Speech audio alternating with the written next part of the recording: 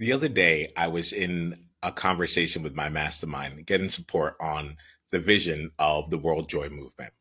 And I had one of my mastermind friends come in and deliver about like 5 minutes of just like value. It was just the things that she was saying, one thing after another, not only made sense, but it cut in deep, got into the core of me, and was something that I could actually embrace both rationally and emotionally.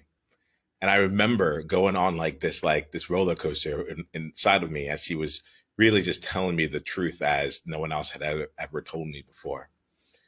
And right when she finished, just like as the exclamation point to everything she said, that final period, she goes and said, anyways, I don't know. And it's like then try to like pass the story onto some other place. And I remember in that moment feeling so deflated. That was one sense of it. The other side was betrayed. The other side was betrayed because it was like after being built up and finally getting to a place where I felt I was able to go through and make a breakthrough here, uh, she in the very last minute just pulled the rug out from underneath me and said, "But everything I had just said up until this point was probably not even meaningful." We do this to both ourselves and to others when we aren't being mindful of our word choices.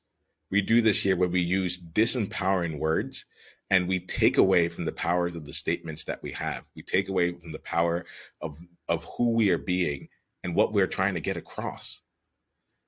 And this happens all too frequently when I meet with powerful people who, in an attempt to make themselves more palatable or to not have their power kind of overwhelm someone else, they find ways to back out of the strength of what they have to say.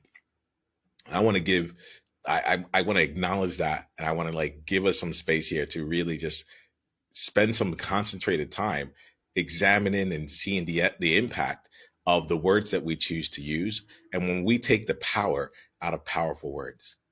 So I invite you to come and engage in a conversation with us over in the World Joy movement. You can come and be a part of it by going to beworldjoy.com and then RSVPing for this conversation. And what we'll do together here is spend some time not just looking at this from an intellectual perspective, but we'll give you some opportunities to actually speak, to be in front of strangers who don't know you and share what you truly feel.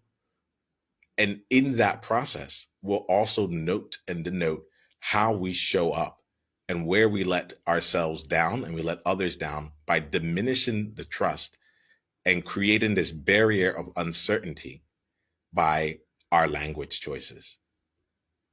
I get really excited by this because if you spend any time with me in my space, you'll notice how quick I am to see where other people are diminishing their power in my presence. I'm like, not gonna have it.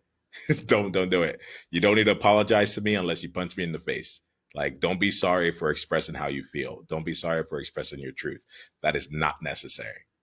We're going to be exploring some of these words here. We'll present some of them so you can have an opportunity to see where some of the language that you're using might be disempowering, and then you'll get a chance to explore that with several others so that you can step out of that conversation knowing how to operate in the world in a way that allows you to remain in your power while still make giving space and creating space for others to meet you in their power too, because this is not just a one-way disempowering street. This is happening all around. This is She took away power from me, or at least attempted to, when she used that language by diminishing her power. Because immediately I thought to myself, oh, if she doesn't know here, then like, can she really be someone that I can be powerful with? We've had our conversations about that since, and we've continued to grow as a mastermind and also in our friendship here. And I look at that here, and I look at the opportunities that we have as people out in the world and leaders out in the world to get into a different relationship with the power of our language. So come and join us in the World Joy movement at a World Joy conversation. Go to beworldjoy.com and then RSVP for this conversation. We'd love to have you. Until then, remember this: be heard, be seen, be world joy. I'll talk to you soon. It's the World Joy Movement. Yeah. What was your greatest insight from this conversation? And if you want to come and be a part of a conversation like this live, it's really simple. Just go to beworldjoy.com and come introduce yourself, and let's take the conversation to the next level, because you're there now. All right, let's play.